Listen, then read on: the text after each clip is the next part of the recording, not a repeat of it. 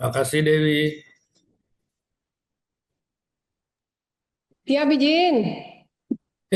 Siap. Nanti ditayangin slide-nya eh,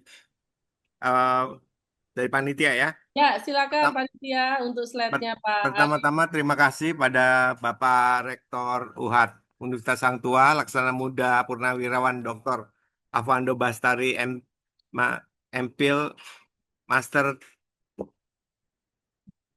of Law IPM Asian Engineering, yang terhormat Dekan Fakultas Psikologi Universitas Sang Tua, Dr. Wiwin MC Psikolog, pembicara yang terhormat Kadis Perikanan, Wagub Lemhanas Laksamana Madya TNI Edwin yang diwakili oleh Laksma Bambang Wasisto, dan para dosen mahasiswa serta hadirin yang terhormat.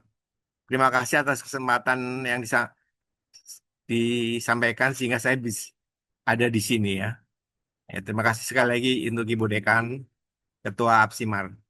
Jadi saya akan bercerita tentang bagaimana eh, faktor psikologi ini berperan di dalam pembangunan masyarakat pesisir ya. Nah, saya akan mulai next slide berikutnya. Saya akan mulai dari perubahan perubahan cuaca ya. Jadi tuh awal mulanya adalah manusia ya. Manusia itu dahsyat banget. Manusia itu kalau di istilah geologinya disebut antroposen. Jadi ada suatu masa di mana manusia itu sangat berperan terhadap perubahan iklim, baik dari fisika atau kimia ya gitu. Nah, mulainya itu dihitung tahun 1950. Tahun 1950 itu hitungannya sekitar situ ada percobaan nuklir di atol Mororowa di Amerika, dan Cina tuh daerah-daerah situ ya. Nah, jadi tuh kalau dihitung sih manusia itu 10 juta tahun yang lalu itu dia nggak begitu banyak peran ya. Kemudian dia menemukan api ya. Kemudian dia bergerak ke tombak, jadi jarak jelajahnya makin jauh, dan akhirnya dia eh, yang mulai bergerak punya peran adalah eh, penambangan ya. Penambangan itu kan membuka membuka tanah ya. Nah, akhirnya orang itu mulai dengan revolusi industri di Inggris ya. Itulah eksploitasi besar-besaran terhadap bumi ya. Bumi itu mulai berubah karena manusia itu anthropocene ya. Nah, itulah yang disebut Great Acceleration mulai tahun 1950 ya. Nah, eh, perilaku manusia itu akhirnya menaikkan suhu dunia itu 2 derajat ya. Ya. Dan 2 derajat itu kalau lebih itu akan dahsyat banget ya. Nah, untuk jelasnya cerita kami ke slide selanjutnya ya. Slide selanjutnya. Nah, Great Acceleration itu dimulai 1950 itu menaikkan jumlah orang, menaikkan GDP, tangkapan ikan di laut, dieksplorasi habis-habisan. Kemudian dia akan eh, agrikultur merebak dengan dengan pemuatan atau penggunaan fertilizer yang banyak, kemudian penggunaan air. Air itu banyak banget diambil ya. Air itu diambil dari bumi ya. Jadi tuh di Quran tuh perbandingan darat dan laut itu menarik banget ya. Yes, menarik banget. Eh 16 kali darat, eh darat tuh 33 A, eh, air, laut ya. Jadi kalau di jumlah tuh proporsinya tuh persis banget ya. Jumlah laut itu 71, sedangkan jumlah darat tuh cuman 29% ya. Gitu tuh. Nah, penggunaan yang besar-besaran itu tuh pada gilirannya tuh akan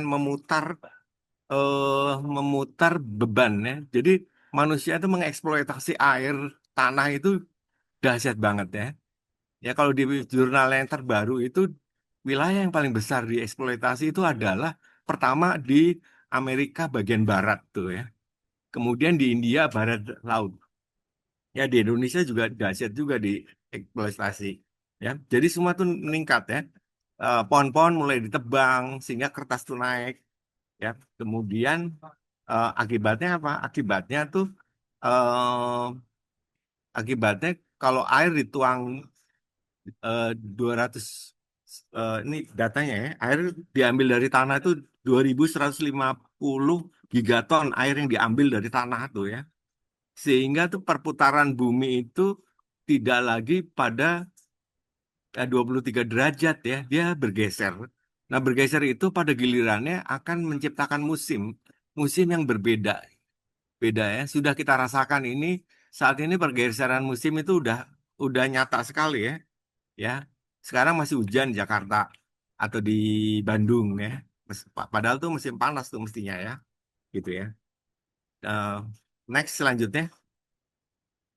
Nah, ini akselerasi ini terkait juga dengan jumlah orang, eh, manusia mulai merubah dam, membuat menahan air ya. Jadi di salah satu cerita kenapa si Syria itu kering, karena zaman Partai Baath itu di Syria itu orang Partai Baath tuh ngerubah bikin danau, bikin dam, dam-dam itu yang akan merubah ke komposisi air, ya, komposisi air yang mengalir. Akibatnya terjadi sekarang itu terjadi kekeringan ya, gitu ya.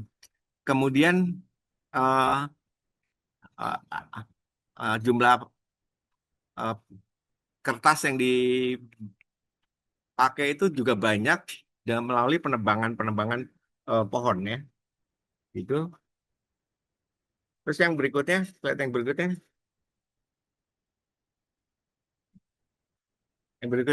Nah ini ya. Jadi tuh tingkat pergerakannya adalah Great Acceleration itu tuh semua naik ya. Naik karena orang pengen lebih makmur, lebih eh, banyak, ya segala macam lebih banyak. Dan itu mengeksploitasi bumi ya. Mengeksploitasi bumi ya. Semua naik ya. Nah batasnya itu adalah 1950. Nah eh, apa efeknya nih pada berikutnya? Efeknya yang berikutnya adalah eh, slide selanjutnya adalah demikian. Efeknya adalah terjadi efek rumah kaca ya. Efek rumah kaca tuh yang intinya sih, intinya tuh bumi itu dilapisi atmosfer dan panas itu bisa masuk. Kemudian panas itu dia di samping bisa masuk juga bisa keluar ya. Panas itu bisa masuk dan bisa keluar ya. Dan bisa keluar. Kenapa bisa keluar? Eh, karena dia eh, atmosfer itu memungkinkan dia si itu keluar ya dan berikutnya eh, rumah kaca yang normal itu diperlukan supaya bumi itu nggak terlalu dingin ya, tidak beku. Jadi dia menjadi hangat ya. Nah, dengan adanya global warming itu karena yang terjadi adalah global warming itu yang terjadi adalah si si mereka tidak hanya ditambah oleh CO2 ya karbon juga CH4 metana. Ya metana itu menambah daya efek efeknya tuh panas itu masuk nggak bisa keluar lagi gitu ya. Kalau dulu bisa keluar tetap bisa keluar dalam proporsi ini sekarang dia nggak bisa keluar jadi tertahan dan itu pada gilirannya akan menaikkan suhu suhu dari bumi itu ya. Nah, kalau udah suhu itu naik, maka yang terjadi adalah meleleh terjadinya es itu pada meleleh ya. Gitu tuh. Ya. Jadi yang terjadi adalah si si panas itu yang keluar sedikit ya. Jadi banyak tertampung di bumi dan itu menyebabkan panas. Nah, dinamikanya tuh ada di slide berikutnya tuh ya. Dinamikanya. Mohon izin ya. Jadi itu kalau efek rumah kaca emang wajar karena itu diperlukan supaya si bumi itu tetap hangat ya. Kita nggak ada musim yang dingin. Tapi kalau global warming itu karena perbuatan manusia ya. Jadi itu karena gini, manusia itu menebang menggunakan gas.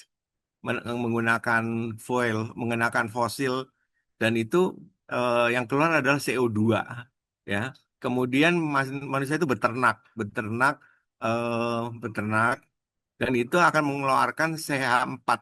CH4 itu metana, ya. Metana itu daya daya lekatnya itu dahsyat ya dibandingkan CO2, ya. Habis itu eh, itu yang akan memberikan kontribusi kenapa si ini jadi panas tuh, ya. Ya. Nah, solusinya adalah bahwa kita harus mereduksi emisi. Makanya itu kalau di Paris itu ada eh, karbon, ya. Jadi orang yang bisa sawah tumbuhannya bisa terjaga hutannya, dia dikasih kasih uang tuh supaya dia bisa menangkap CO2, ya. Jadi proses menangkap CO2 oleh tanaman itu akan jadi dirubah jadi O2, ya. Intinya demikian. Baik, nanti kalau ada pertanyaan ditulis aja ya di chat. Next, slide berikutnya. Nah, eh, jadi kenapa terjadi global change itu, ya, climate change sih? Pertama adalah tadi, ya, industrialisasi naik tuh sejak 1950, kemudian penggunaan energi. Jadi energi fosil itu adalah penyumbang terbesar dari global warming, ya. Karena dia persentasenya 75%, ya. 75% yang bahan bakar itu kita pakai itu kan keluar CO2, dan itu kontribusinya yang paling gede, ya. Kemudian agricultural use tuh persawahan, livestock tuh kayak peternakan, itu kontribusinya itu 13%, ya, untuk global warming, ya. Kalau transport sama energi itu masuk sama dengan sama dengan fuel, eh, energi yang dibakar, ya. Nah, akibatnya itu apa? Akibatnya kalau panas itu terperangkap di atmosfer itu suhunya naik, ya. Kalau udah suhunya naik berarti esnya cair.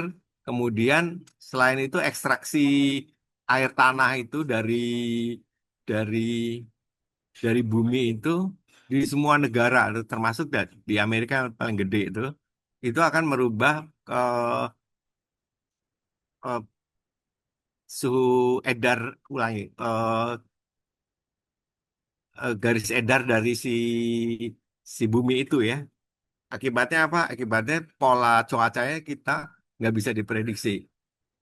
Ya, jadi perputaran dan sudut sudut bumi itu akan menghasilkan musim yang baru, ya. Musim yang baru. Misalnya lebih panas, ya. Kayak sekarang di Eropa tuh panas banget. Ya, panas banget. Kemudian yang terjadi kekeringan makin banyak. Kemudian yang terjadi adalah kalau kekeringan banyak itu berarti tanaman-tanaman itu pada mati, ya. Nah, akibatnya ini dari segi geopolitik ini related banget, ya. Kalau udah cuaca tidak tidak nyaman itu orang pindah, ya. Sama dengan sama dengan sama dengan burung, ya. Jadi itu Indonesia tuh keren banget, ya, luar biasa. Jadi burung-burung yang ada di Asia Timur tuh, di Rusia, di Jepang, di Korea itu, di Cina itu, kalau musim dingin di sana, ya, dia pindah ke Indonesia.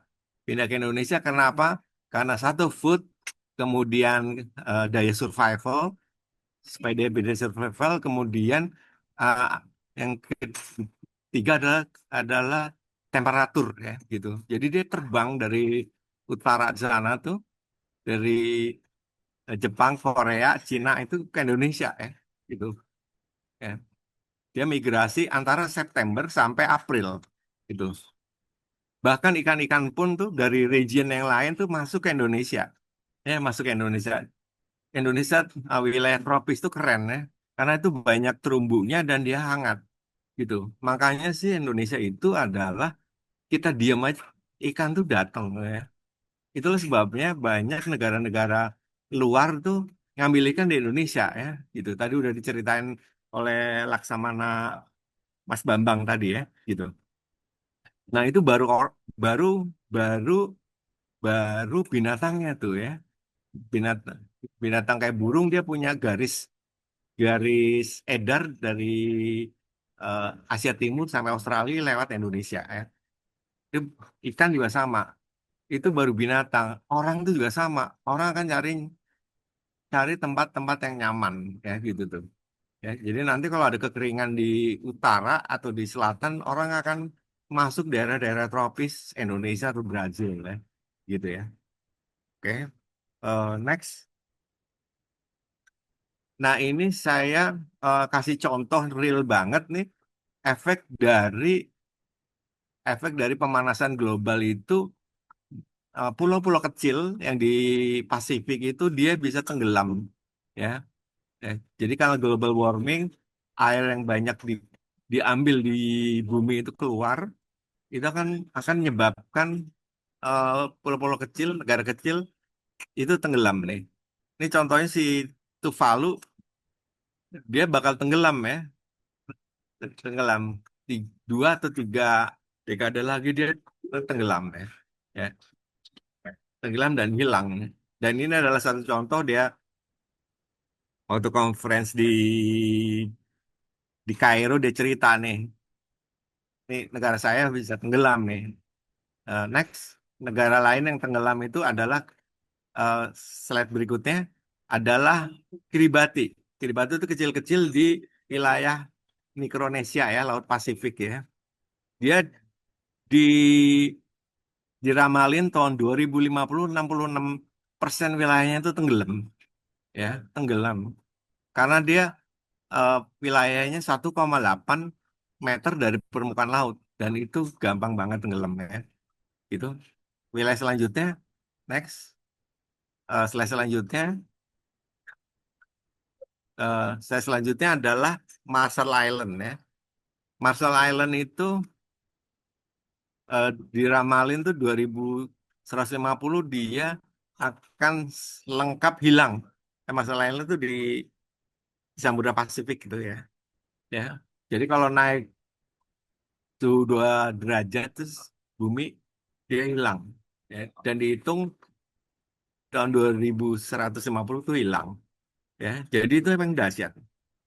Saya akan cerita ini dari awal sekali supaya kita bisa ngerti ya penjelasan-penjelasan nanti sampai dari tingkat makro banget sampai nanti mikro ya. Ini masih tingkat makronya ya. Next, slide selanjutnya. Ini contoh lain adalah Maldives. Maldives itu dekat India ya. Dekat India itu diramalin 2100 dia 70% wilayah itu lenyap ya. Karena dia tanahnya cuma 1 meter dari muka laut tuh, jadi gampang sekali tersapu bersih oleh air ya, gitu. Slide berikutnya, ini adalah Solomon. Solomon itu ada di dekat Papua Nugini itu, dan ini negaranya nih pulaunya eh, udah 5 pulau hilang karena tenggelam dari 1941. Kalau lihat lihat ini wilayahnya makin tipis ya, ada 5 pulau hilang sejak 1950, 1947. Next, slide selanjutnya. Ini adalah Vanuatu. Vanuatu itu sama di Pasifik tuh. Itu adalah daerah yang rentan akan siklon ya. Tahun 2015 ada siklon tuh menghabisi 90 eh, persen bangunannya ya. Dan dia akan hilang karena eh, global warming ya. Next. Nah, sekarang kita eh, Samoa. Samoa juga sama. Ini adalah laporan dari Amerika. Jadi tuh yang wilayah-wilayah yang ada kuning-kuningnya itu tuh bandar udara tuh nanti akan tenggelam ya. Gitu tuh.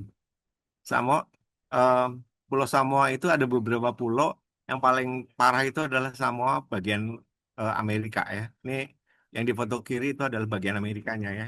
Dia sebagian besar akan tenggelam. Next slide selanjutnya. Nah, sekarang Indonesia nih. Indonesia itu negara kepulauan. Nah, diramalkan tuh tahun 1950 itu wilayah-wilayah pantai utara itu pantai utara Jawa itu tenggelam atau basah, ya basah. Itu Jakarta, kemudian di dekat Bangka Belitung tuh, kemudian di Samarinda tuh, Kalimantan Selatan, dan kemudian di wilayah Papua tuh, Papua Selatan di Merauke ya, gitu. Eh, dan ini udah terjadi ya. Jadi itu penelitiannya si Haris, dosen ITB itu, pantai-pantai utara di Pulau Jawa itu eh, land subsidence. Jadi terjadi penurunan permukaan tanah. Itu 80% tuh sebabnya karena ekstraksi air air yang besar-besaran ya. Jadi kita ngambil air itu besar-besaran. Ya, kalau udah ambil air besar-besaran, terjadi kekosongan di bawah tanah, itu akibatnya intrusi, ya, intrusi, intrusi air. Ya, nanti saya akan jelasin secara spesifik eh de- efeknya itu terhadap pesisir tuh ya. Jadi permukaan permukaan pantai eh, pesisir itu akan kena kena rob dan itu dampaknya ke orang ya, ke orang jutaan orang ya. Next, saya akan lebih detail lagi. Nah, ini adalah contoh Demak. Demak itu ini peta yang makin hitam itu adalah udah tenggelam tuh ya. Nah, yang biru mudanya itu adalah wilayah-wilayah yang langganan banjir tuh ya.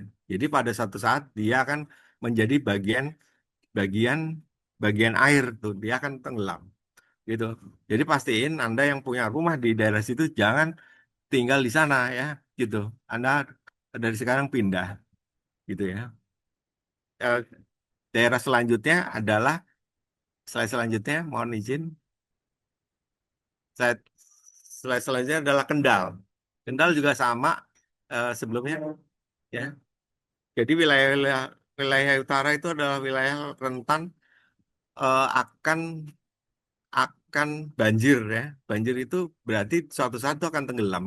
Dan 80% itu sebabnya karena pengurasan air tanah yang ada di dalam bumi ya. Kemudian slide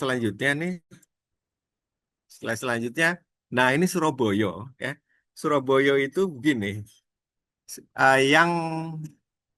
yang coklat itu adalah wilayah asin ya.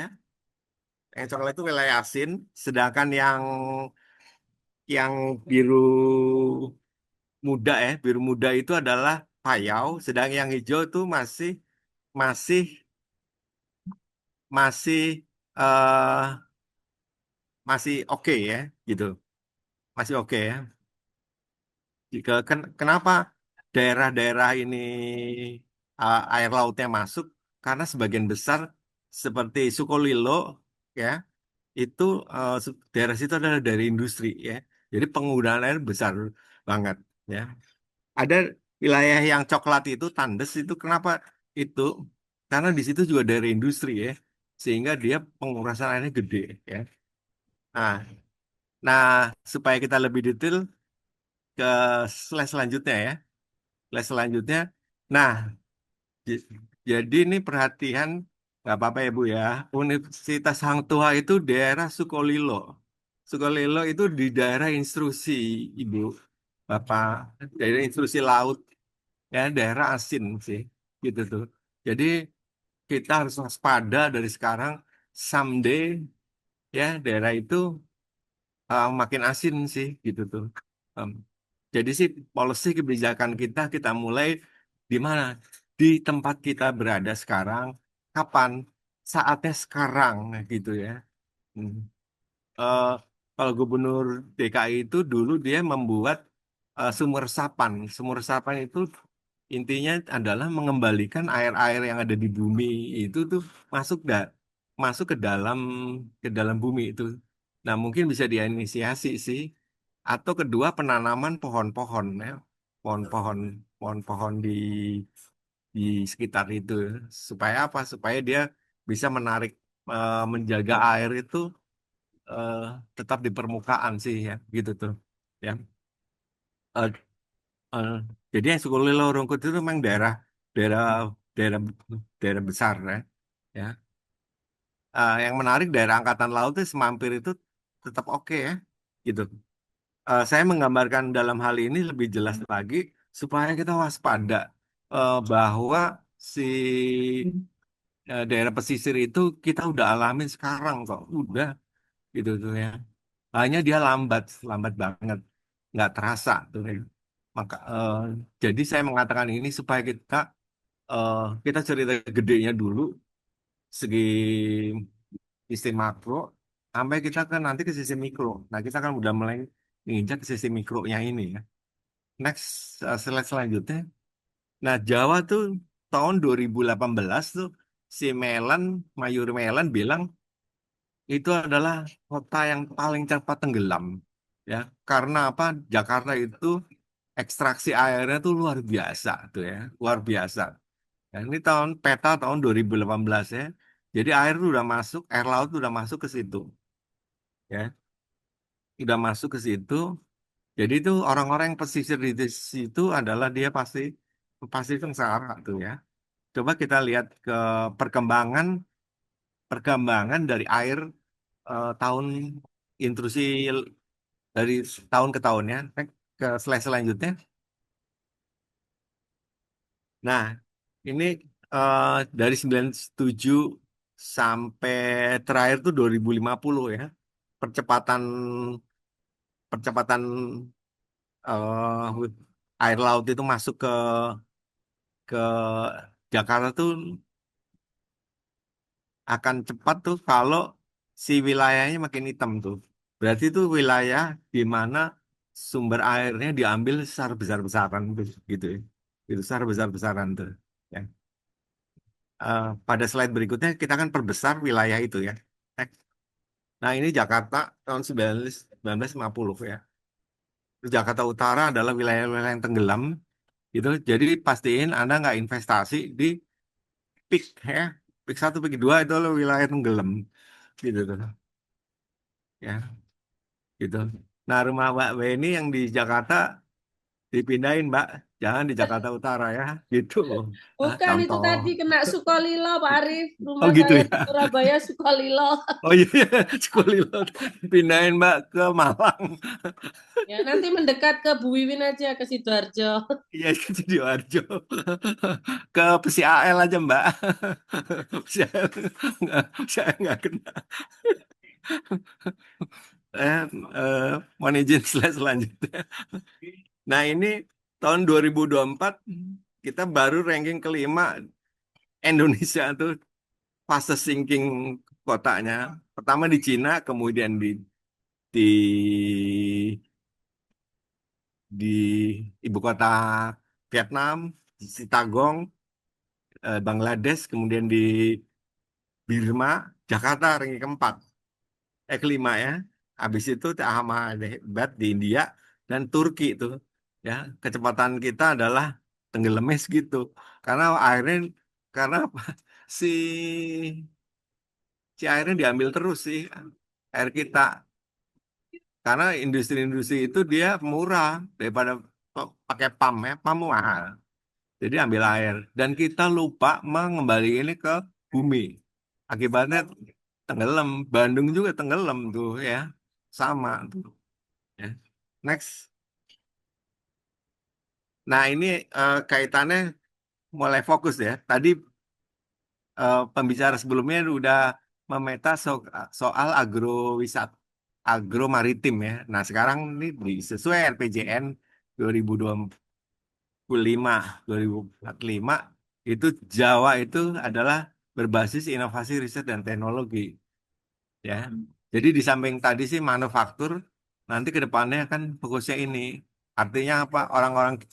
Orang-orang yang tinggal di Pulau Jawa itu dia harus jadi tidak lagi mengandalkan eh, tidak mengandalkan energi fosil tuh, pertambangan dan itu udah digeser ke wilayah Papua di Sulawesi. Ya. Dia adalah bisnis industri, bisnis kecerdasan. Kecerdasan itu inovasi itu, ya. Jadi segala eksplorasi alam itu akan menyebabkan kerusakan yang besar di Jawa. Hmm. Karena Jawa itu sekitar 146 juta orang Indonesia ada di situ. Ya, kalau itu kita harus memperlakukan dia dengan baik-baik supaya nggak tenggelam. Ya. Next, selanjutnya, sekarang kita mulai ke mikro. Nah, ini kabar bagusnya itu, ya. Ini kan saya diminta suruh ada social cohesion, resiliency, belonging. Nah, itu tuh kalau dirangkum dalam singkatan dalam satu variabel tuh adalah psychosocial connectiveness. Ya, di mana secara individu orang itu secara emosi, secara sosial dia terkoneksi dengan lingkungan, ya, gitu. Ah, dan Indonesia tuh keren banget, keren-keren, super keren ya. Tahun 2025 ini studinya Harvard dan Baylor University dan Gallup, Indonesia adalah negara yang paling most flourishing country, ya. Jadi dia berkembang secara penuh dalam segi fisik, mental, karakter, virtue, ikatan sosial, ya. Meskipun dia secara ekonomi nggak kaya, gitu tuh, ya. Jadi kuncinya tuh adalah di eh, connectiveness, ya. Ada studinya dari Harvard, ya. Harvard tuh melakukan studi 80 tahun tentang happiness tuh. Apa yang membedakan seorang seseorang sekelompok itu bisa bahagia. Itu luar biasa tuh. Hasilnya simpel aja. Hasilnya itu orang itu bahagia kalau dia berada terkoneksi satu sama lain gitu tuh. Jadi istilah Islamnya tuh dia ada silaturahmi, ya. Dan Indonesia itu adalah eh connectivitasnya silaturahmi luar biasa, dan itu meskipun eh, dia nggak kaya atau dia nggak banyak materi, dia bisa bahagia tuh, ya. Dan itu kerennya Indonesia di situ. Ini adalah kekuatan Indonesia, ya. Ya. Studi lain juga luar biasa, ya. Next, yang berikutnya. Nah, ini studi dari dari lembaga lain, CFA, ya. Indonesia tuh 2025 adalah ranking satu, ya. Kedua Filipina, ketiga Hong Kong, India, Turki, dan Jepang, ya. eh Sebelumnya nih, next sebelumnya tuh nih, dalam studi yang lain nih, Indonesia itu 2018 sampai 2024 tuh ranking satu segenap negara yang paling paling dermawan, ya. Dermawan tuh jadi kalau orang memberi, ya, kalau orang bahagia sejahtera dia pasti memberi, dan orang Indonesia tuh luar biasa, ya. Ranking satu terus dari 2018. Hanya 2025 dia rankingnya jadi 13, ya. Karena yang di sini yang dihitung adalah donasi individu, ya. Donasi individu. Next, selanjutnya. Slide selanjutnya. Nah, 2025 kita agak agak ranking turun tuh, ya. Karena sebelumnya dihitung adalah pemberian individu, kemudian perhitungan 2025 ada persentase tujuannya kemana salurannya. Kita agak agak kurang di sini, ya. Coba kita lihat ke slide selanjutnya. Nah, kita sih ada di 21 tuh, ya. Dengan perhitungan baru 21 Nigeria jadi naik. Jadi kalau nggak dihitung ada perubahan, kita tetap ranking satu tuh, ya. Jadi orang Indonesia tuh murah hati tuh. Nah, murah hati itu adalah modal sosial kita yang luar biasa, ya. Luar biasa, harus kita pelihara banget. Next. Nah, ini adalah skor yang lalu, ya. Coba perhatiin Indonesia kenapa bisa ranking satu? Karena donasi kita tuh 90% itu adalah eh, orang yang mendonasikan, ya, gitu tuh, ya. Jadi orang Indonesia tuh orang mudah memberi, ya, mudah memberi. Kalau ada kecelakaan, ada bencana, bantuan datang dari mana-mana aja, ya. Sampai waktu itu pernah di Garut tuh, semua pada datang sehingga si survivor bisa milih pakaian mana yang dia mau pakai, sama yang nggak dipakai, gitu, saking banyaknya, ya. Gitu semua datang kalau ada bencana di Indonesia. Next.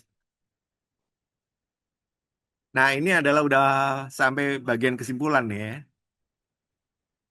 Jadi itu dimensi sosial, relation, dan mindset itu dia punya punya mekanisme ya. Kalau sosial, ikatan kohesi sosial ini dasarnya adalah trust, eh, value yang sama dibagi, kemudian reciprocity ya. Tadi udah dibahas di pembicara pertama ya. Nah, resilience tadi dibahas di pembicara kedua ya. Intinya adalah kita bagaimana beradaptasi segala perubahan-perubahan. Dan itu ada efeknya masing-masing pada komunitas ya. Komunitasnya banyak banget efek-efeknya. Kemudian sense belonging adalah intinya kita menempatkan diri dan punya identitas. Tadi pembicara pertama dia udah cerita tentang bagaimana kita punya kegiatan dan yang memberikan warna identitas ya, ya seperti sedekah laut. Next. Nah, ini adalah salah satu solusi yang bisa kita gunakan yaitu eh, natural based solution. Jadi intinya itu penanganan pesisir itu bagusnya itu adalah berdasarkan alam nih ya. Karena apa? Karena segala alami itu penting ya. Akan kita kembaliin ke masyarakat, ke orang, ke bumi gitu ya. Ya. Eh, dan itu bisa kita terapkan di kehidupan kita sehari-hari. Next. Dan ini adalah ringkasan matriksnya tuh. eh, Panitia minta apa sih kaitannya? Nah, ini kaitannya demikian ya. Jadi bahwa kohesi sosial itu pada gilirannya dampaknya akan mengurangi konflik-konflik gitu ya. Konflik-konflik di antara di pesisir itu bisa diatasi di situ. Kemudian yang resiliency mindset itu intinya adalah apapun gejalanya, apapun hambatannya kita tetap bisa bertahan ya. Next. Eh, dan ini yang terakhir adalah sense of belonging ya. Jadi sense belonging itu membuat orang tetap bisa bertahan menggunakan kearifan sosial untuk kita menata wilayah yang ada seperti yang disampaikan oleh pembicara pertama. Next. Ya. Nah, rekomendasinya adalah eh, perlunya kita memasukkan indikator sosial kohesi, resilient, sampai belonging itu dalam pembangunan pesisir sih, demikian ya. Jadi tidak hanya segala semua infrastruktur yang diukur pembangunan prasarana, tapi juga ke depannya kita perlu memasukkan indikator-indikator eh, psikologisnya supaya apa? Supaya studinya si Harvard itu bisa kelihatan ada di situ ya. Terus yang berikutnya adalah yang makronya juga tadi udah disebut di sekolah pesisir ya. Ini juga sama sih. Intinya adalah bagaimana kita ngerubah mindset orang apapun yang terjadi di lingkungannya dia bisa survive ya. Next. Dan yang terakhir sekali ini, terakhir ya kayaknya adalah bagaimana masyarakat yang ada di wilayah pesisir itu bisa memberikan sumbangsihnya karena sumbangsih melalui memberi sesuatu itu akan memberdayakan lingkungannya ya. Yang terakhir, slide. Nah, ini referensi dan selanjutnya. Eh, Kayaknya selesai ya pemaparan saya. Ditutup dengan pantun ikan cepat ikan gabus, makin cepat makin bagus. Waktu kami kembalikan ke Mbak Weni. Selesai. Baik, Pak Arif, saya belum nyiapin pantun lagi. Aduh, ini memang webinar yang mengharuskan moderator dan narasumber menyiapkan pantun. Baik, terima kasih banyak Pak Arif atas paparannya. Walaupun lumayan mencengangkan untuk saya ketika dipaparkan tadi peta sedikit di mana ada Keputih itu tempat kerja kami di Universitas Hang Tuah. Kemudian ada Sukolilo itu tempat tinggal kami gitu. Jadi kami harus kemana ini, Pak? Arif. Jadi kami harus pindah kemana ini gini ya. Baik, berikutnya soal mau pindah ke Jakarta, Jakartanya pun ternyata juga eh, mengarah gitu ya pada tenggelam. Nah, yang menarik tadi bahasan dari Pak Arief terkait dengan psikososial connectedness gitu ya. Bagaimana ternyata aspek-aspek psikologis gitu ya juga turut gitu ya bisa menjelaskan terkait dengan fenomena ini. Baik, kita langsung ke tanya jawab Pak Arief. Ya, baik. Ya, sudah ada pertanyaan mungkin Baik di. dari Mas Hafiz ya, boleh sih saya jawab ya. Oh, iya, Ah, baik. dari Boleh Mas Hafiz, mohon bertanya bagaimana efektivitas aktivitas ya giant wall dalam menghadapi penurunan dalam perubahan iklim ya. ya, Jadi ya. sih rencananya sih giant wall tuh eh, tanggul raksasa itu dirancang 500 sampai 700 dari Banten sampai Gresik. Hmm, Fungsinya itu menahan banjir, abrasi, penurunan muka laut, dan melindungi industri. Cuman sih, in my opinion ya, itu masih diperdebatkan efektivitasnya. Karena gini, penurunan tanah di Jakarta itu 7 sampai 10 sentimeter per tahun.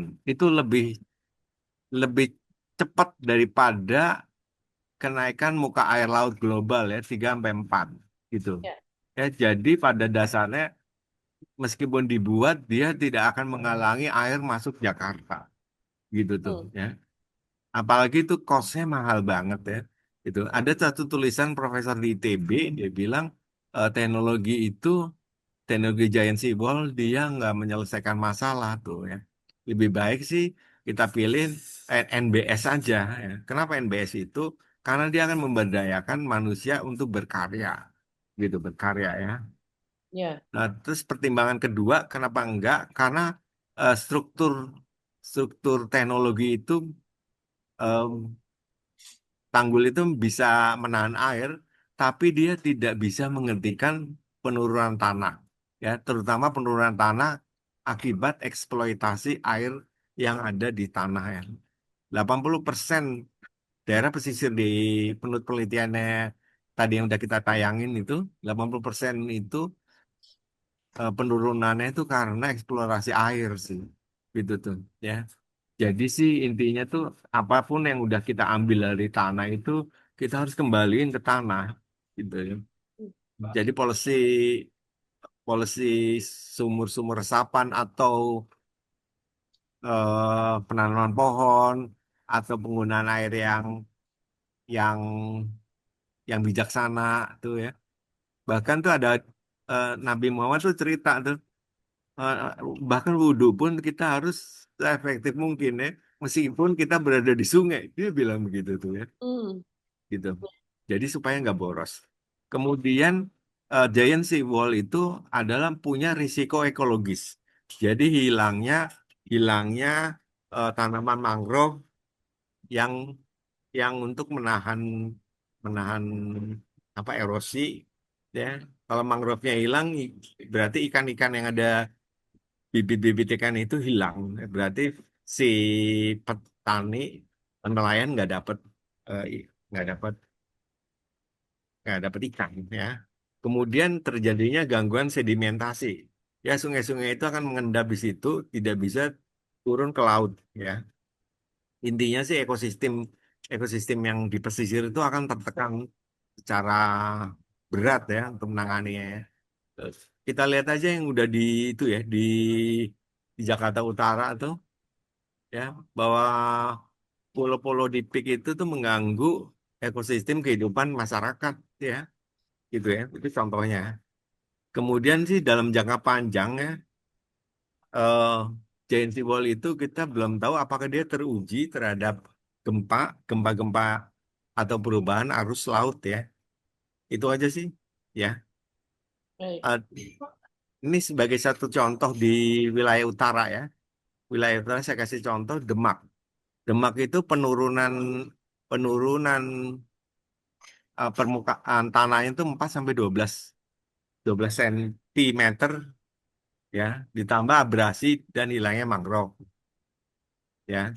Ini Demak, Jakarta. Jakarta tuh di samping penurunan tanah ada banjir, jadi dia adalah kota yang risiko terbenam banjirnya tinggi.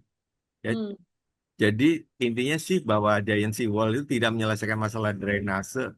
Ya. Surabaya, Surabaya itu adalah eh, banyaknya rob dan abrasi pada wilayah-wilayah kawasan pesisir industri ya. Hmm. Ya, jadi sih solusinya sih kalau kami satu restorasi atas daerah pesisir melalui tanaman mangrove dan vegetasi ya, gitu tuh. Mangrove itu adalah pemecah ombak yang alami dan dia adalah bagus untuk menstabilisasi tanah ya. Kemudian sih penanaman penanaman itu saran saya di Surabaya, di Demak, di Jakarta itu memang harus diperluas sih. Dan mulai sekarang janganlah Anda berinvestasi di pinggir laut ya. Daerah-daerah intrusi itu jangan sih itu tuh ya. Kemudian ekstraksi ekstraksi air yang dari tanah itu kita harus kembaliin ke tanah lagi ya. Ya. Yang berikutnya adalah keterlibatan masyarakat untuk agar proyek-proyek yang dikerjakan tadi itu bisa berjalan sih. Demikian sekilas info, Mas Hafiz ya. Semoga berkenan. Kalau ada yang kurang-kurang tuh dari saya ya. Baik dari Baik, Bu H udah baik, pertanyaan Pak. berikutnya. Ya, Pak Arif, banyak sekali nih pertanyaan sudah antri gitu ya. Tapi mungkin supaya kita lebih interaktif, Oh eh, boleh boleh. ya untuk lebih interaktif tadi menjawab pertanyaan Mas Hafiz ya. Silakan dari penanya ada saya baca dari bawah ya supaya Ibu Nurul Siwidanti, kemudian ini apa kok namanya operator ya, Ibu Uswah ya, Mbak Rifayani, mungkin silakan siapa yang akan biar kita interaktif biar nggak ngantuk gitu pesannya Pak Arif waktu itu gimana caranya di jam-jam ngantuk ini kita tidak Gimana mengantuk. caranya cepat lulus ke mahasiswa tuh yang paling penting. Biar nggak ngantuk, say hello Pak Arif, apa kabar? Siap. Baik, Sehat-sehat ya. silakan. Ye. Baik, mungkin Bu Nurul, ya silakan. Ya, terima kasih sudah resen. Ini Mbak Silakan. Nurul ya. Yeah, mohon Siapa dulu izin nih? Pak Arif. Oh Mbak Siapa, Nurul ya. bolehkah saya Ya siap-siap ya. Ya. Oh, yeah. Ya. Baik, Ya. terima kasih, mohon izin perkenalkan diri Pak. Saya Nurul Sewidanti, saya partnernya Bu Weni. Kebetulan Siap. ruangan kami sebelahan ini. J. Eh, mohon izin, saya tertarik dengan pembahasan tentang kohesivitas sosial, Bapak. Kalau kita lihat kohesivitas sosial itu dalam masyarakat, terutama kalau kita bicara tentang pembangunan masyarakat pesisir, itu kan berperan sekali nih Pak. Nggih. Dan apapun yang terjadi dalam masyarakat itu kan pasti akan berpengaruh juga dalam terkait dengan lingkungan. Saya kebetulan concern di lingkungan, Bapak, belajar tentang lingkungan. Nah, kohesivitas sosial di masyarakat itu kalau kita lihat dalam interaksi dengan lingkungan, termasuk lingkungan alam itu kan tidak hanya yang membuat jadi baik, tapi juga seringkali juga membuat jadi masalah. Saya kayaknya kalau ngomong ngerusak lingkungan kok gimana gitu Pak, membuat jadi masalah gitulah. Ya, jadi kan kalau kita lihat banyak sekali permasalahan-permasalahan lingkungan itu yang terjadi juga dilakukan oleh sebuah komuniti sosial, sebuah kelompok masyarakat. Gitu saya agak teringat dengan disertasi yang dulu pernah mau digali oleh teman kita ya Bu Weni, Pak Fauzi ya, salah satunya tentang mangrove, yang perusakan mangrove itu kan sosial sekali Pak, itu ke aktivitas. Nah, bolehkah saya mohon masukan dari Pak Arief gitu? Ini kira-kira desain intervensi apa ya Pak ya? Kalau kita bicara tentang rekayasa sosial gitu, yang eh, paling tidak meminimalkan gitu. Kalau saya bilang zero zero ngerusak alam, kayaknya manusia enggak sih kalau enggak mungkin gitu ya.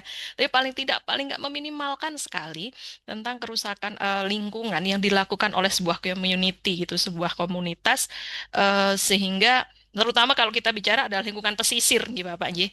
Lingkungan pesisir sehingga paling tidak membuat meminimalkan gitu dampak negatif yang bisa ditimbulkan oleh aktivitas sosial dari kelompok masyarakat, Bapak.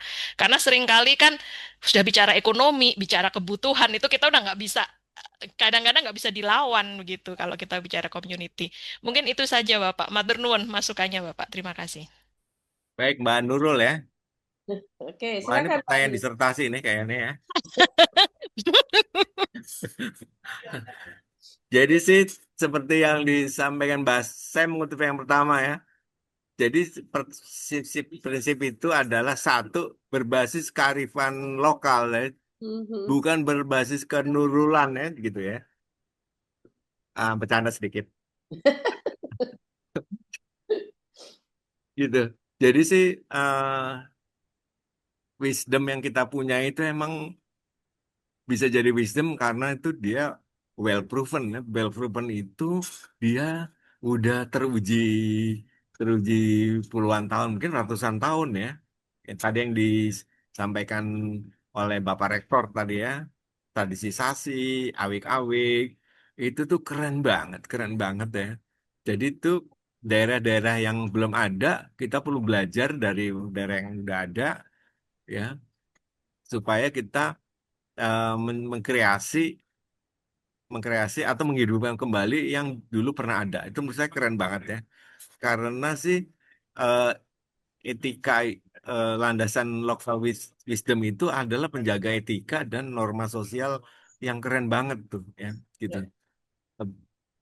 Jadi menurut kami sih apapun yang udah ada itu emang kita harus di, dilestarikan atau diperbarui ya. Bahwa kita udah punya di mana-mana tuh ya. Tinggal kita terapin di tempat-tempat ya. Eh, tempat kalau di Jogja juga udah ada ya. Tadi udah disebut ya. Kemudian sih pada intinya yang kedua adalah si eh, yang pertama tadi ya berbasis kearifan lokal. Kemudian pada gilirannya si seluruh pihak tuh harus diajak tuh ya. Diajak, diajak, diajak serta ya. Diajak serta mereka kan mau kalau dia ngelihat manfaatnya banyak ya untuk kehidupan mereka. Kalau kita cerita tentang ini kalau kita nggak menjaga alam itu akan tidak menjaga kita juga tuh ya. Dan dulu zamannya Pak Doni Munardo itu di situ di apa Citarum dia bilang tuh kita harus jaga alam supaya alam jaga kita. Ya, kalau kita nggak menjaga alam, alam juga nggak jaga kita ya gitu. Dan itu perubahan alam itu pelan-pelan banget ya, nggak segera ya gitu. Terus yang ketiga sih, apapun yang kita kerjakan itu sih perlu perlu tiap orang tahu tuh, diketahui orang tuh ya begitu. Ya, misalnya kita sepakat nggak ngambil ikan hari Sabtu, hari Sabtu sama-sama ngambil ikan tuh gitu ya. Dan menurut saya teknologi pelaporan kita pakai WhatsApp, pakai itu keren banget. Foto-foto ya itu bisa digunakan ya. Nah, hmm, eh, yang berikutnya nih paling ampuh sih merubah orang itu lewat pendidikan sih. Dia bilang Nelson Mandela bilang bahwa sekolah itu pendidikan itu adalah the most effective weapon to change society itu ya. Ya.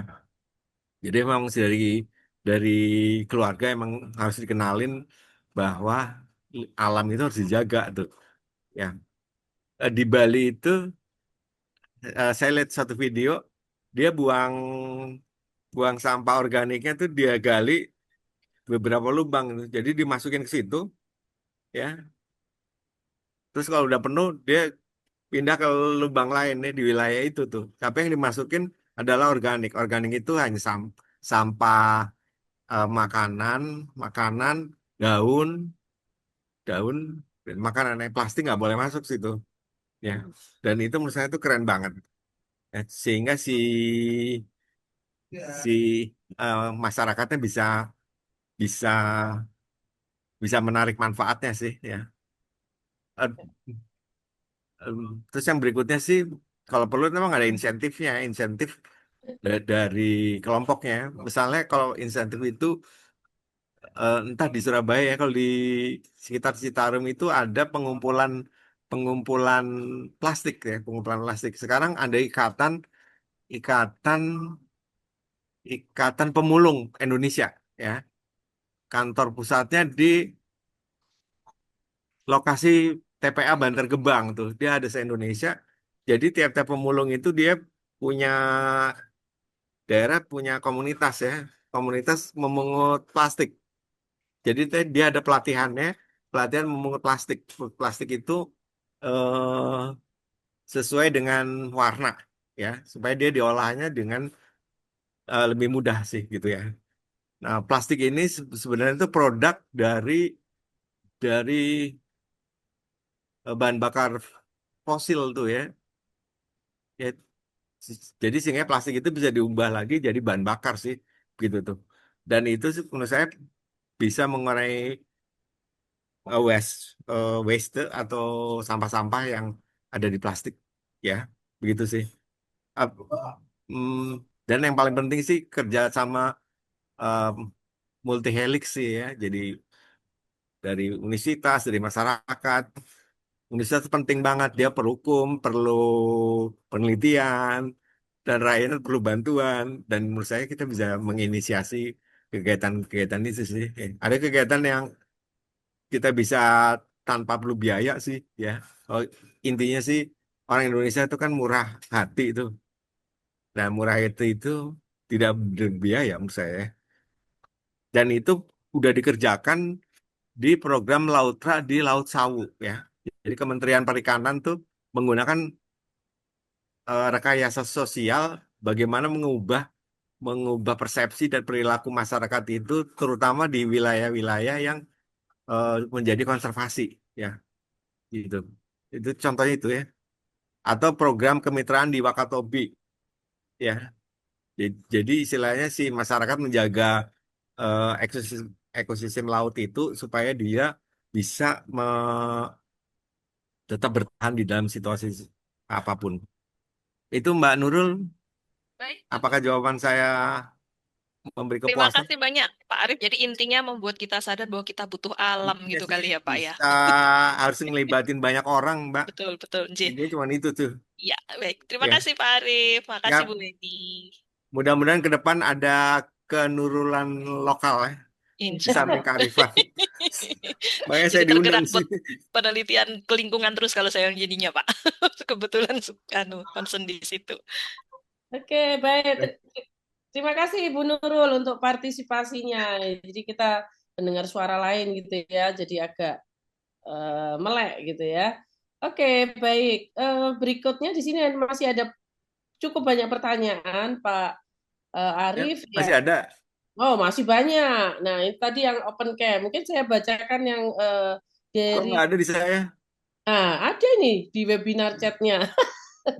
Setelah tadi yang pertanyaan Mas Hafiz, ada pertanyaan Mas Hafiz berikutnya. Mesro. Kenapa? Mas Romeo ya? Ars Siapa Uswah dulu nih? yang akan saya baca ini siapa? Ars Uswah. Mohon izin bertanya Bapak, bagaimana faktor budaya berkontribusi terhadap tingginya indeks flourishing Indonesia meskipun tingkat kemiskinan relatif tinggi. Oh gitu ya, Mas Hafiz ya? Bukan, Ars Uswah. Oh gitu, baik. Ya, Ya, baik. Ini pertanyaannya, bagaimana faktor sosial budaya berkontribusi terhadap indeks ini? ya, Ya, jadi sih indeks yang sosial budaya Indonesia itu adalah satu praktek gotong royong ya, praktek gotong royong, arisan, kerja bakti, arisan ngegosip itu penting juga ya, karena akan menimbulkan rasa aman, percaya, dan dukungan sosial. Jadi studi Harvard bilang di Indonesia unggul dalam relasi sosial ya, dan karakter komunitas. Itu indikator utama dari flourishing index ya. Kemudian di Indonesia itu eh, spiritual dan praktek keagamaannya tinggi ya. Jadi Indonesia itu tingkat partisipasi keagamannya sekitar 75% ya. Orang ibadah 5 kali minimal sehari ya. Itu akan memperkuat makna hidup, harapan, dan ketenangan. Ya. Yang ketiga, Indonesia itu eh, punya nilai hidup dan kebajikan yang kuat ya. Ya. Jadi studi ini menunjukkan bahwa makna hidup, meaning, dan kebajikan itu berkontribusi besar dalam rasa sejahtera. Meskipun dia pendapatannya kecil tuh, ya. Tapi kalau dia punya ikatan satu sama lain tuh penting banget. Ya. Kemudian adanya budaya kolektif ya. Kalau studi Hofstede tuh, Hofstede, budaya kolektif kita tuh keren banget ya. Demikian ya. Jadi meskipun Jepang itu harapannya tinggi, tapi dia posisinya terbawah karena dia relasi sosialnya eh, rendah. Itu ya kita lihat dari tingkat orang bunuh diri yang tinggi di Jepang ya. Di Jepang itu gitu. Ya. Demikian Ya. tuh Mas Mas siapa ya namanya? Eh, ini Mas Uspa. Uswah ya. Ya, ya. Baik. Terus dari itu terus Ya, dari Marcel ya, Romeo ya. betul. Ya, ada dua pertanyaan. Mungkin yang dari Mas Marcel dulu. Mas, Mas Ya, Marcel laki atau perempuan? Laki ya. laki-laki. Baik. Ye. Dari Banyak, Marcel ya, Romeo. banyak negara seperti Belanda. Siap. Marcel Romeo mengatakan bahwa studi Belanda berhasil dengan seawall karena relatif stabil. Ya, Indonesia penurunan karena ekstraksi air. Ya, eh, jadi itu Indonesia dan Belanda itu geologi dan hidrologinya beda. hmm, Jadi Belanda itu punya relatif tanah yang relatif stabil dengan sistem drainase dan pengelolaan air yang dibangun selama ratusan tahun. Nah, Indonesia itu eh, bedanya apa? Bedanya adalah eh, di sana kalau di Belanda ekstraksi airnya nggak minim sih ekstraksi airnya. Kalau di Indonesia tuh super besar sekali ya ekstraksi airnya ya, sehingga penurunannya itu gede ya. Di samping itu beban konstruksi eh, gedung-gedung tinggi itu banyak, apalagi di Jakarta Pusat, Jalan Sudirman, Sudirman Tamrin itu tinggi banget ya. Kemudian kondisi geologisnya beda. Di Indonesia itu, di Jakarta itu endapan aluvial ya, tipe tanahnya. Jadi dia mudah ambles. Ya, beda dengan tanah Belanda ya, yang relatif stabil.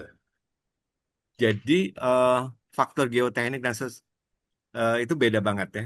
Dan di Belanda itu seawall itu bukan solusi tunggal ya. Karena dia tidak hanya mengandalkan tanggul laut, tapi juga sistem polder. Jadi pengelolaan air tertutup, dia juga pakai pe- pengendalian air ketat yang ada banyak dam-damnya. Kemudian adanya restorasi eh, ekosistem pesisir. Jadi dia tanah-tanah yang ada airnya itu ulangi laut-laut itu ditutup dengan tanah ya dengan tanah tuh sama dengan perluasan Singapura ya Singapura tuh memperluas tuh belinya ya dari Indonesia itu ya ajaib ya terus mereka juga punya pemantauan yang canggih ya gitu. Eh, jadi sih intinya tuh pendekatannya di Belanda karena dia udah ratusan tahun ya dibangunnya ya kita masih masih baru belajar lah. Ya, demikian tuh, Mas. Apakah menjawab atau enggak tuh pertanyaan? Ya. Terus ada lagi, ya, satu yang dari Riva Yani Aprilia, Mbak Riva Yani Aprilia. Riva yang mana ya, Mbak? Atas, yang atas. Rivayani Aprilia Ya, ya. betul, ya. Ya nih. Wah, ini Bagaimana pertanyaan cara susah semua nih. bagaimana cara membedakan dan menentukan pendekatan yang digunakan antara strength based? Ini kayaknya bau-bau skripsi gitu ya. Pak Adi? Membedakan antara saya baca dulu bagaimana Ya, cara membedakan dan menentukan. bagaimana cara membedakan pendekatan strength based, Ya, procedural dan community empowerment. ya. Wah, ini pertanyaan disertasi nih. Waduh, susah nih. Jadi sih masing-masing pendekatan itu ada fokus utama. Fokus utama string base tuh potensi aset dan kekuatan lokal ya. Iya. Kalau PRA itu pengetahuan lokal atas partisipasi. Eh, Terus yang kedua adalah titik fokusnya ya. Jadi tiap-tiap tiap-tiap ini punya kelebihan dan kekurangan masing-masing ya. Tiap pendekatan ya. Eh, Terus yang ketiga eh, intervensinya itu kalau strength base itu apa yang udah kita amati dan apa yang sudah berhasil itu jadi poin utama. Kalau PRA adalah berdasarkan pada kondisi nyata. Kalau empowerment, community empowerment pada titik awalnya intervensi adalah ketimpangan atas kekuasaan dan akses ya. Jadi pendekatannya agak beda. Nah, kalau dari segi peran masyarakat, strength base itu eh, subjeknya harus aktif, aktif memberikan solusi, memberikan sesuatu. Kalau PRA, subjeknya itu sebagai fasilitator yang dia belajar dari masyarakat. Kalau community empowerment, subjeknya adalah agen perubahan yang dia harus mengambil keputusan. Jadi masyarakat sebagai agen perubahan. Nah, kapan digunakannya? Kalau strength base digunakannya kalau dia ingin membangun motivasi dan identitas. Kalau PRA adalah saat butuh pemetaan cepat dan kontekstual ya. Kalau community empowerment dipakai kalau kita ingin perubahan jangka panjang dan berkelanjutan. Demikian nih sekilas info dari kami. Semoga memberikan kepuasan. Baik, sepertinya bukan sekilas info, Nuk. Apa itu Pak Arif? Itu banyak Ada info lagi ya? itu ya. Baik, Pak Arif boleh satu yang mungkin peserta yang akan open, Satu lagi ya. boleh? Satu lagi? Boleh, saya tinggal 14%. Lanjut. Oh, Sebelum mati. 14%. Apanya ini? Itunya, Baterai. baterai. Baik, baik. Ya, Silakan. sudah satu lagi. Ada satu mungkin pertanyaan? Kalau tidak ada, nanti saya habiskan waktunya dengan Bu Anda untuk berbalas pantun sepertinya Ya, ya. apa-apa. Baik, bagaimana panitia? Cukup? Ini agak deg-degan ini moderatornya karena tinggal 14% nih Bapak Arif Budiarto. Ya, mungkin ada Nggak Bapak, ada ya. nggak ada? Pak Supriyono nih tiba-tiba open mic mungkin ada Pak moderator nggak mau belajar, nanya. mungkin akan ditanyakan. J. Udah semua ya, saya udah jawab ya. Sudah, kalau yang di chat sudah semua Bapak. Ya, siap. Baik, dari teman-teman Universitas Hang Tua yang psikologi sosial, silakan mungkin masih ada satu pertanyaan. Habis nanya nanti saya kasih tugas ya. Untuk mahasiswa. Nggak ada yang Dikumpulkan, bercanda. nanti mungkin ini Pak ada Pak Burhan nih dari sosial, kemudian Pak Dimas, Bu Desi, kalau dari Hang Tua ya, Ya, Pak mungkin Arif, ada pertanyaan apa J. kabar? Baik, ada pertanyaan cukup? Nggak ada ya. Nggak ada. Baik. Eh, jadi mungkin poin pentingnya tadi yang disampaikan Pak Arif ini bukan kerja satu individu begitu ya Pak Arif ya. Artinya tadi yang disampaikan ke Bu Nurul itu ya silakan bekerja Bu Nurul begitu ya. Ini bukan sekedar teori begitu ya, bukan sekedar apa namanya. eh, tapi ini memang harus dilaksanakan begitu ya. Mulai saya tadi kepikir mungkin intervensi pertamanya bisa lewat psikoedukasi begitu ya. Dimulai dari situ yang memang pendekatannya sosial. Mungkin nanti ada pendekatan-pendekatan lain yang sesuai yang dimana arahnya ke arah untuk itu tadi pembangunan masyarakat pesisir. Baik, cukup Pak Arif mungkin ada closing statement sedikit. Saya rasa 14% masih cukup untuk closing statement Pak Arif. Baik. Closing statement, terima kasih pada Ibu Dekan, pada seluruh stakeholder, dosen-dosen atas kesempatannya. Intinya sih segala yang disampaikan pembicara 1, 2, dan 3 itu semoga manfaat untuk kita semua ya. Bahwa perubahan itu kita mulai saat ini, sekarang, tempatnya di sini, sekarang, dan kita harus mulai dari langkah-langkah kecil. Terima kasih. Jangan lupa UHT daerah Sukolilo, daerah intrusi intrusi air laut. Betul, itu Masih. rumah saya dan rumah Bu Nurul. Iya itu. Pas. Bu Nurul pindah ke Malang, Mbak. Belum juga kapan hari banjir, Pak. Baik, baik. Saya rasa Ya, itu. Pak Terima Burhan. kasih. Ya, baik. Terima kasih banyak Pak Arief Budiarto.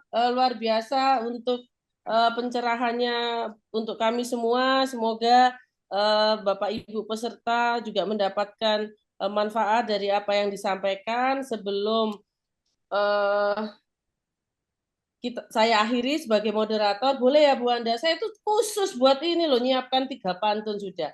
Jalan-jalan ke kota Blitar, Cakep. mampir ke pasar beli duku.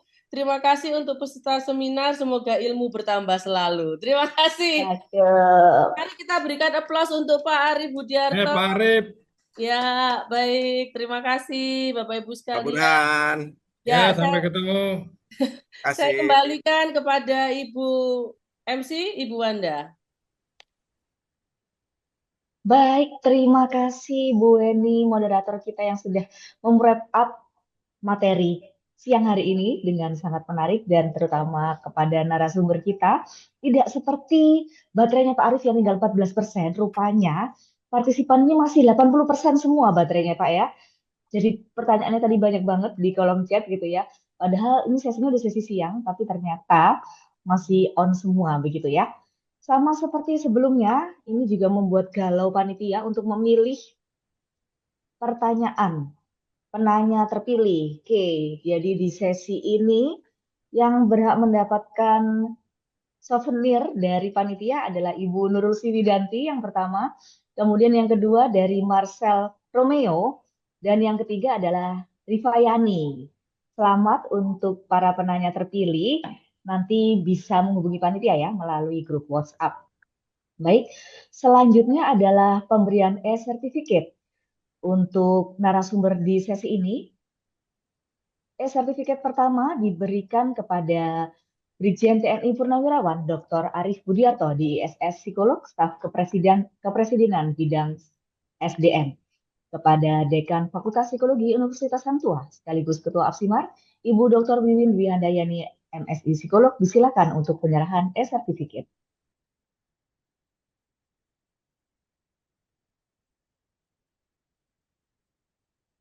Masih mute Ibu. Mute.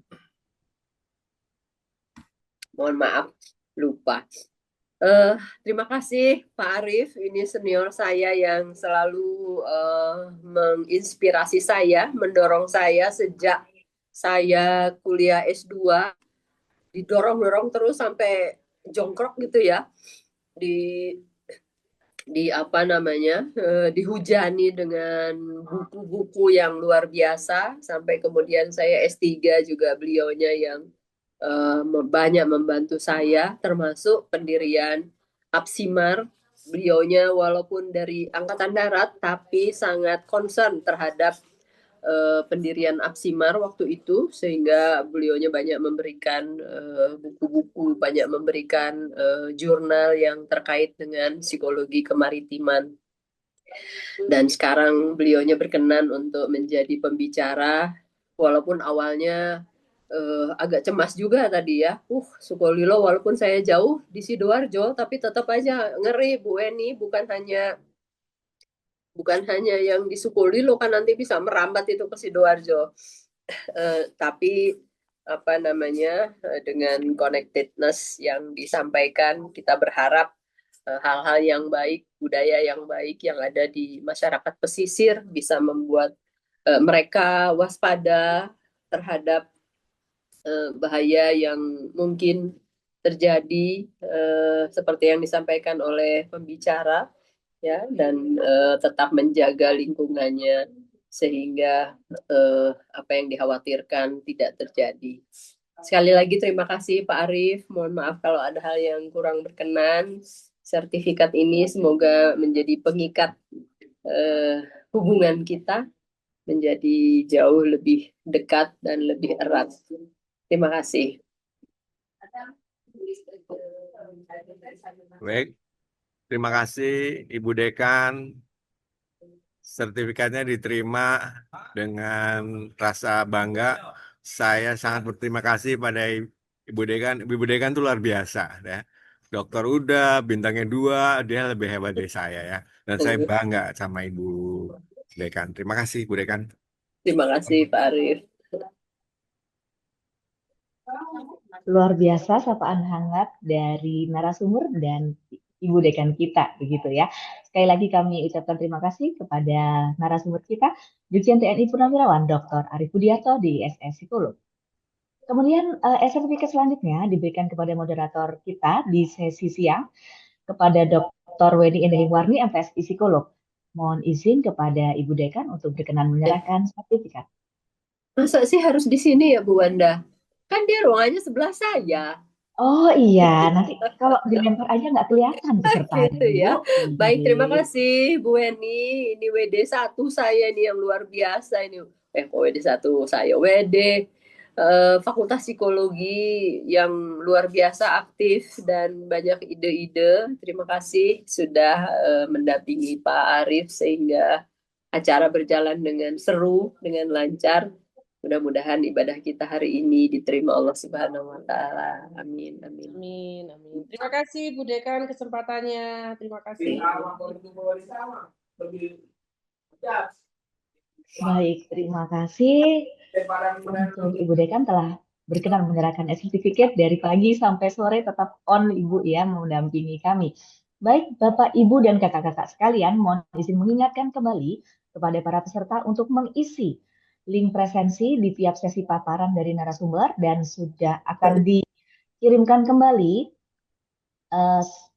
link presensi untuk sesi siang. Jadi silakan segera diakses. Presensi harus diisi lengkap tiap sesi sebagai salah satu syarat penerbitan SKP. Kepada panitia silakan mulai di-share ya untuk link presensi siang. Kemudian selanjutnya kami juga akan lanjut dengan pelaksanaan post-test. Oke, segera link post-test juga akan di-share oleh panitia melalui kolom chat. Mohon menunggu sebentar. Baik, untuk link daftar hadir seminar, webinar sesi 3 sudah mulai di-share ya Bapak Ibu. Silahkan diakses. Oke. Jangan lupa untuk Bapak Ibu yang masih belum mengakses link hadir sebelumnya, bisa di-scroll-scroll lagi ya di kolom chat untuk sesi sebelumnya. Jadi pastikan Anda sudah mengisi untuk daftar hadir tiap sesi. Total sudah ada 3 link daftar hadir. Nah, sudah di-share pula untuk link post-test webinar kita di siang hari ini. Mohon untuk langsung diakses Bapak Ibu, karena masih ada waktu untuk pengisian post-test kurang lebih 10-15 menit. Silakan memanfaatkan waktu dan memaksimalkan waktu untuk melaksanakan post-test. Jangan terlewat Bapak Ibu karena nanti akan segera ditutup ya setelah 15 menit pengisian. Baik, selamat mengisi. Saya juga akan mengisi. Mohon izin saya mengisi dahulu Bapak Ibu ya. Saya berpikir dulu. Selamat mengisi.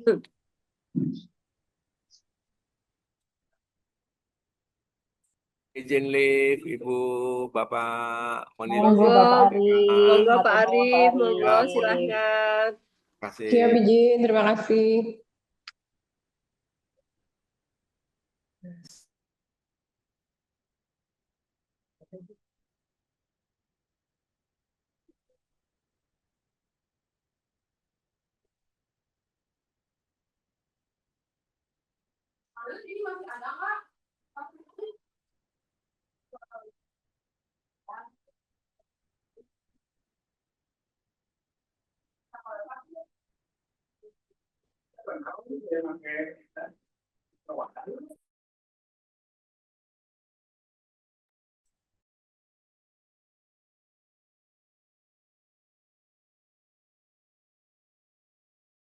Fakultas Psikologi Universitas Hang Tuah adalah kampus di bawah naungan TNI Angkatan Laut yang siap berkontribusi melalui ilmu psikologi berbasis kemaritiman.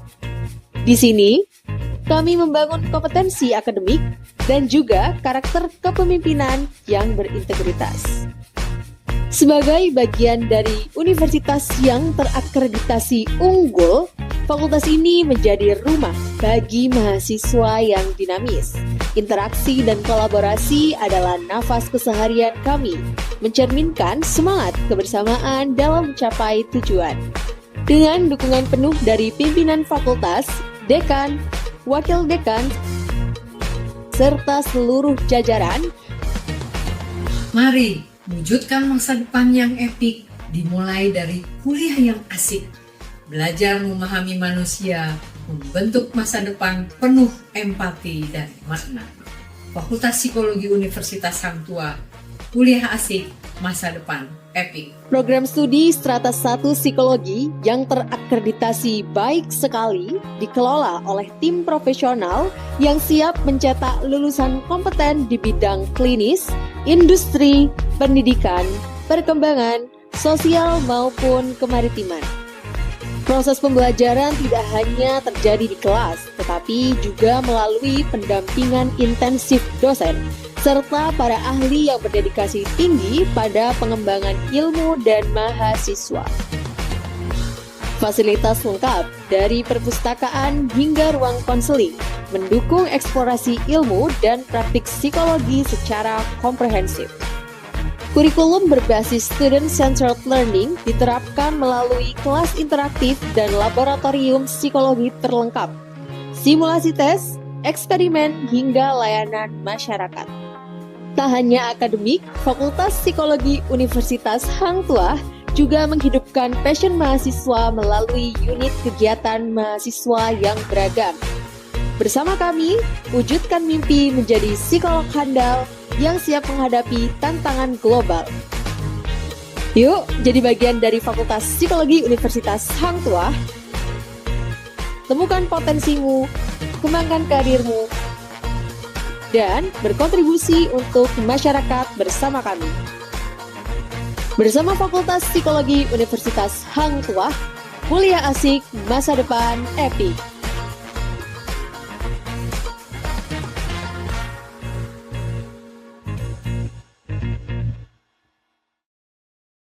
Fakultas Psikologi Universitas Hang Tuah adalah kampus di bawah naungan TNI Angkatan Laut yang siap berkontribusi melalui ilmu psikologi berbasis kemaritiman. Di sini, kami membangun kompetensi akademik dan juga karakter kepemimpinan yang berintegritas. Sebagai bagian dari universitas yang terakreditasi unggul, fakultas ini menjadi rumah bagi mahasiswa yang dinamis. Interaksi dan kolaborasi adalah nafas keseharian kami, mencerminkan semangat kebersamaan dalam mencapai tujuan. Dengan dukungan penuh dari pimpinan fakultas, dekan, wakil dekan, serta seluruh jajaran, mari wujudkan masa depan yang epik, dimulai dari kuliah yang asik, belajar memahami manusia, membentuk masa depan penuh empati dan makna. Fakultas Psikologi Universitas Hang Tuah, kuliah asik, masa depan epik. program studi Strata 1 Psikologi yang terakreditasi baik sekali dikelola oleh tim profesional yang siap mencetak lulusan kompeten di bidang klinis, industri, pendidikan, perkembangan, sosial maupun kemaritiman. Proses pembelajaran tidak hanya terjadi di kelas, tetapi juga melalui pendampingan intensif dosen, serta para ahli yang berdedikasi tinggi pada pengembangan ilmu dan mahasiswa. Fasilitas lengkap dari perpustakaan hingga ruang konseling, mendukung eksplorasi ilmu dan praktik psikologi secara komprehensif. Kurikulum berbasis student-centered learning diterapkan melalui kelas interaktif dan laboratorium psikologi terlengkap, simulasi tes, eksperimen, hingga layanan masyarakat. Tak hanya akademik, Fakultas Psikologi Universitas Hang Tuah juga menghidupkan passion mahasiswa melalui unit kegiatan mahasiswa yang beragam. Bersama kami, wujudkan mimpi menjadi psikolog handal yang siap menghadapi tantangan global. Yuk, jadi bagian dari Fakultas Psikologi Universitas Hang Tuah. Temukan potensimu, kembangkan karirmu, dan berkontribusi untuk masyarakat bersama kami. Bersama Fakultas Psikologi Universitas Hang Tuah, kuliah asik, masa depan epik.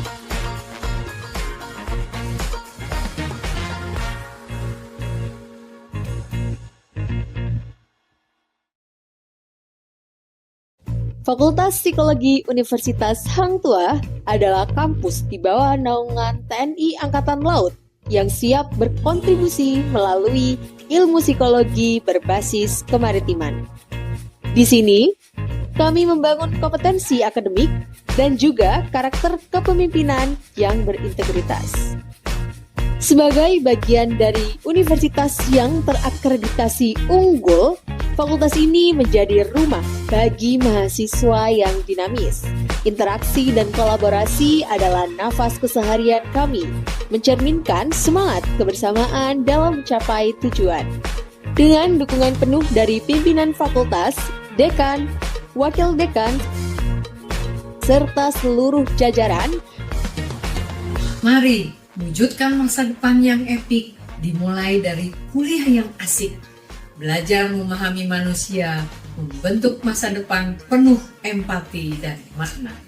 Fakultas Psikologi Universitas Hang Tuah, kuliah asik, masa depan epik. program studi Strata 1 Psikologi yang terakreditasi baik sekali dikelola oleh tim profesional yang siap mencetak lulusan kompeten di bidang klinis, industri, pendidikan, perkembangan, sosial maupun kemaritiman. Proses pembelajaran tidak hanya terjadi di kelas, tetapi juga melalui pendampingan intensif dosen, serta para ahli yang berdedikasi tinggi pada pengembangan ilmu dan mahasiswa. Fasilitas lengkap dari perpustakaan hingga ruang konseling, mendukung eksplorasi ilmu dan praktik psikologi secara komprehensif. Kurikulum berbasis student-centered learning diterapkan melalui kelas interaktif dan laboratorium psikologi terlengkap, simulasi tes, eksperimen, hingga layanan masyarakat. Tak hanya akademik, Fakultas Psikologi Universitas Hang Tuah juga menghidupkan passion mahasiswa melalui unit kegiatan mahasiswa yang beragam. Bersama kami, wujudkan mimpi menjadi psikolog handal yang siap menghadapi tantangan global. Yuk, jadi bagian dari Fakultas Psikologi Universitas Hang Tuah. Temukan potensimu, kembangkan karirmu, dan berkontribusi untuk masyarakat bersama kami. Bersama Fakultas Psikologi Universitas Hang Tuah, kuliah asik, masa depan epik.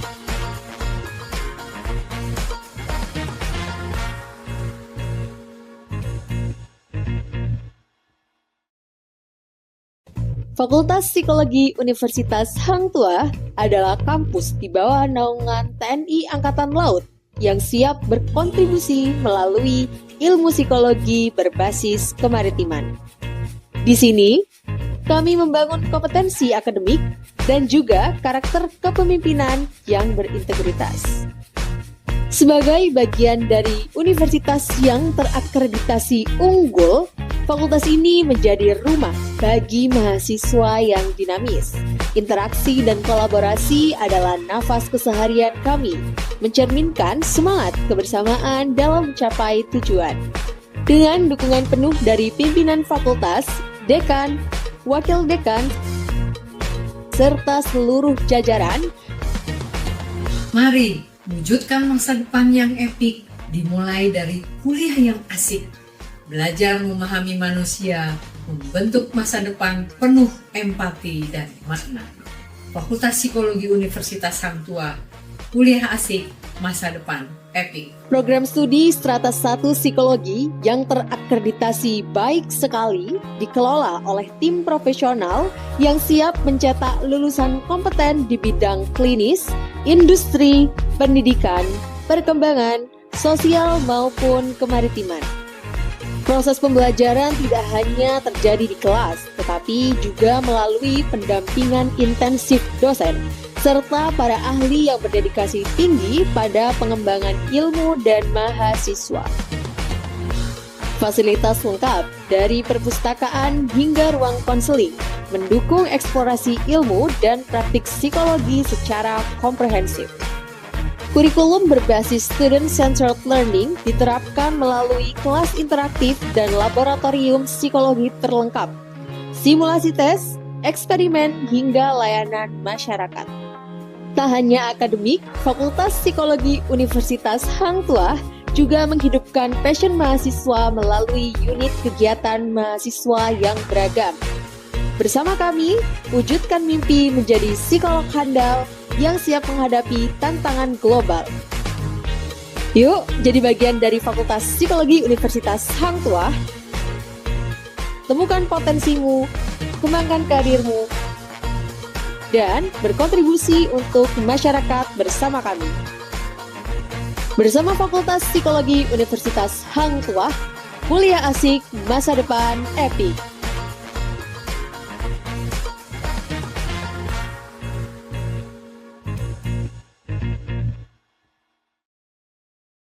Fakultas Psikologi Universitas Hang Tuah adalah kampus di bawah naungan TNI Angkatan Laut yang siap berkontribusi melalui ilmu psikologi berbasis kemaritiman. Di sini, kami membangun kompetensi akademik dan juga karakter kepemimpinan yang berintegritas. Sebagai bagian dari universitas yang terakreditasi unggul, fakultas ini menjadi rumah bagi mahasiswa yang dinamis. Interaksi dan kolaborasi adalah nafas keseharian kami, mencerminkan semangat kebersamaan dalam mencapai tujuan. Dengan dukungan penuh dari pimpinan fakultas, dekan, wakil dekan, serta seluruh jajaran, Mari wujudkan masa depan yang epik dimulai dari kuliah yang asik. Belajar memahami manusia, membentuk masa depan penuh empati dan makna. Fakultas Psikologi Universitas Hang Tuah, kuliah asik, masa depan epic. program studi Strata 1 Psikologi yang terakreditasi baik sekali dikelola oleh tim profesional yang siap mencetak lulusan kompeten di bidang klinis, industri, pendidikan, perkembangan, sosial maupun kemaritiman. Proses pembelajaran tidak hanya terjadi di kelas, tetapi juga melalui pendampingan intensif dosen, serta para ahli yang berdedikasi tinggi pada pengembangan ilmu dan mahasiswa. Fasilitas lengkap dari perpustakaan hingga ruang konseling mendukung eksplorasi ilmu dan praktik psikologi secara komprehensif. Kurikulum berbasis student-centered learning diterapkan melalui kelas interaktif dan laboratorium psikologi terlengkap, simulasi tes, eksperimen, hingga layanan masyarakat. Tak hanya akademik, Fakultas Psikologi Universitas Hang Tuah juga menghidupkan passion mahasiswa melalui unit kegiatan mahasiswa yang beragam. Bersama kami, wujudkan mimpi menjadi psikolog handal yang siap menghadapi tantangan global. Yuk, jadi bagian dari Fakultas Psikologi Universitas Hang Tuah. Temukan potensimu, kembangkan karirmu, dan berkontribusi untuk masyarakat bersama kami. Bersama Fakultas Psikologi Universitas Hang Tuah, kuliah asik, masa depan epic.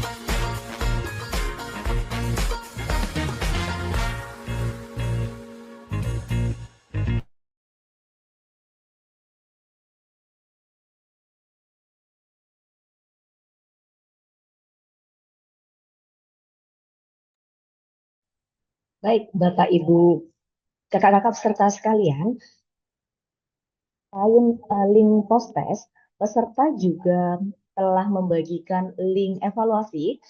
Monggo Bapak Ibu, evaluasi juga salah satu syarat untuk pemberian SKP, maka silakan diisi dengan lengkap juga, begitu ya. Demikianlah, berakhirlah acara webinar nasional Fakultas Psikologi Universitas Hang Tuah dan Asosiasi Psikologi Maritim dari Psikologi untuk Kelautan dan Kemaritiman. Rekonstruksi kesejahteraan masyarakat maritim berbasis budaya dan kearifan lokal. Acara ini dapat terselenggara atas kolaborasi antara Fakultas Psikologi Universitas Hang Tuah, Asosiasi Psikologi Maritim, dan didukung oleh HIMSI Pusat dan HIMSI Jatim. Mewakili seluruh panitia penyelenggara, saya mohon maaf atas segala kilap, salah dalam kata maupun kurang lebihnya panitia dalam penyelenggaraan webinar hari ini. Semoga kita bisa bertemu kembali dalam acara yang berbeda. Berlayar bersama menuju tujuan. Bersama Nahkoda kita berdaya.